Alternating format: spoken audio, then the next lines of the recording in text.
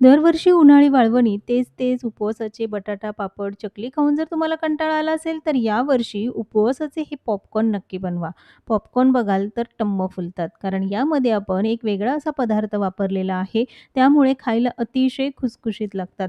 फक्त साबुदाणा बटाटा न वापरता यामध्ये हा पदार्थ वापरून हे उपवासाचे पॉपकॉर्न बनवा. वर्षभर टिकणारा असा हा खमंग कुरकुरीत पदार्थ. उपवास असो किंवा नसो, नुसतेच खायला सुद्धा अप्रतिम लागतात. मग चला बनवूया आजची ही रेसिपी. ही रेसिपी आपण 1 ते सव्वा किलोच्या प्रमाणात बनवणार आहोत. त्यासाठी इथे मी अर्धा किलो साबुदाणा घेतला. वाटीने मोजून घेणार असाल तर 2 वाट्या साबुदाणा आहे. जाड किंवा बारीक कोणताही साबुदाणा वापरू शकता. यामध्ये फक्त साबुदाणा वापरायचा नाही, तर वापरायची आहे भगर. भगरीलाच वरईचे तांदूळ, उपवासाचे तांदूळ किंवा समाके चावल सुद्धा म्हणतात. तर भगर वापरल्यामुळेच पॉपकॉर्न छान फुलतात, खायला अतिशय खुसखुशीत लागतात. पाव किलो इथे भगर घेतलेली आहे. स्वच्छ निवडून घ्यायची, कारण त्यामध्ये अगदी बारीक खडेसुद्धा असतात. त्यानंतर 2 ते 3 वेळा पाण्याने स्वच्छ धुवून घ्यायची. अर्धा किलो साबुदाणा घेतला, त्यासाठी पाव किलो भगर घ्यायची. उपवासाचे साठवणीचे पदार्थ बनवताना फक्त साबुदाणा बटाटा न वापरता थोडीशी भगर जरूर वापरा. त्यामुळे पदार्थ अतिशय खुसखुशीत तयार होतात आणि खायलाही चविष्ट लागतात, कारण भगरही अतिशय चविष्ट लागते.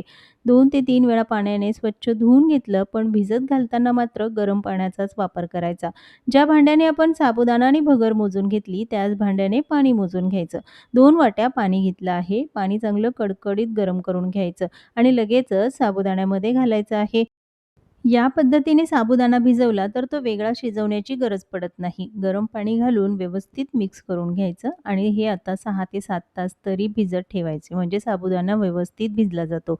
थंड पाण्यामध्ये भिजवून नंतर गरम पाणी घालण्याची गरज नाही. दुसऱ्या दिवशी सकाळी बनवणार असाल तर रात्री साबुदाणा आणि भगर भिजत ठेवायची. आता पॉपकॉर्न बनवायचे आहे तर त्यासाठी बटाटे घेतले आहेत अर्धा किलो. स्वच्छ धुवून साल काढून घ्यायची. जर तुम्हाला बटाटा खायचा नसेल तर त्याऐवजी तुम्ही रताळी वापरू शकतात. अर्धा किलो बटाटा, अर्धा किलो साबुदाणा आणि पाव किलो भगर, म्हणजे सव्वा किलोच्या प्रमाणामध्ये उपवासाचे पॉपकॉर्न तयार होतात. बटाट्याची साल काढून घेतली की त्याचा किस करून घ्यायचा, पण मोठं भांडं घ्यायचं, त्यामध्ये पाणी घालून किस करायचा, म्हणजे तो काळसर होत नाही. आणि किसणीचा हा जाडसर जो भाग असतो त्यानेच किस करायचा. एकदम पातळ करायचा नाही, थोडासा जाडसर हवा आणि लांबसडक म्हणून. आता हा किस करून घेतला तर 2 ते 3 वेळा पाण्याने तरी स्वच्छ धुवून घ्यायचा, कारण त्यातलं सगळं स्टार्च काढून घ्यायचं आहे. जर बटाट्यांमध्ये स्टार्च राहिलं तर ते सुकल्यानंतर काळसर होतात. म्हणूनच बटाट्याचा किस 2 ते 3 वेळा पाण्याने स्वच्छ धुवून घ्यायचा. साठवणीचा बटाट्याचा कीस जरी बनवणार असाल तरी हीच प्रोसेस करायची, म्हणजे कीस अजिबात काळसर होत नाही.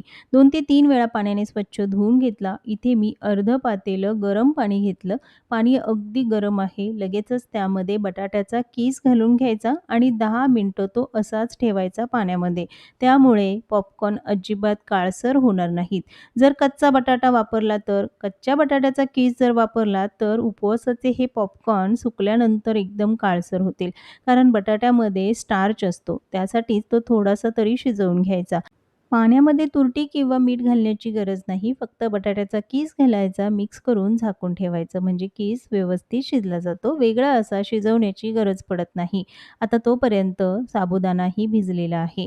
गरम पाणी घातलं त्यामुळे साबुदाणा व्यवस्थित भिजतो. पण बरेच जण थंड पाण्यामध्ये भिजवतात आणि मग काही वेळानंतर त्यामध्ये गरम पाणी घालतात. एवढी मोठी प्रोसेस करण्याची खरंच काही गरज नाही. अगदी व्यवस्थित साबुदाणा आणि भगरसुद्धा भिजली आणि बटाट्याचा कीससुद्धा 10 मिनिटामध्ये व्यवस्थित शिजला आहे. त्याचा रंग बघा किती सुरेख पांढरा-शुभ्र आहे. पण हाच जर तुम्ही कच्चा बटाट्याचा कीस लगेचच पॉपकॉर्नसाठी वापरला असता, तर आत्तापर्यंत तो काळसर झाला असता. सगळं पाणी निथळून घ्यायचं आहे. त्यामध्ये जर जास्तीचं पाणी राहिलं तर मिश्रण पातळसर होईल आणि पॉपकॉर्नसुद्धा पातळ होतील, लवकर सुकले जाणार नाहीत. आता हा सगळा किस घालून घेतला. त्यानंतर चवीनुसार मीठ घालायचं. तर इथे मी 1.5 चमचा मीठ घातलं आहे आणि 1 चमचा चिली फ्लेक्स घालून घेतली. तुम्हाला हवं असेल तर हिरवी मिरचीची पेस्ट वापरू शकता. उपवासाला जर तुम्ही जिरे खात असाल तर ते सुद्धा यामध्ये घालू शकता. आता हे चांगलं मिक्स करून घ्यायचं. उपवासासाठी बनवणार नसाल तर यामध्ये थोडीशी बारीक चिरलेली कोथिंबीर आणि तीळसुद्धा घालून तुम्ही हे पॉपकॉर्न बनवू शकता.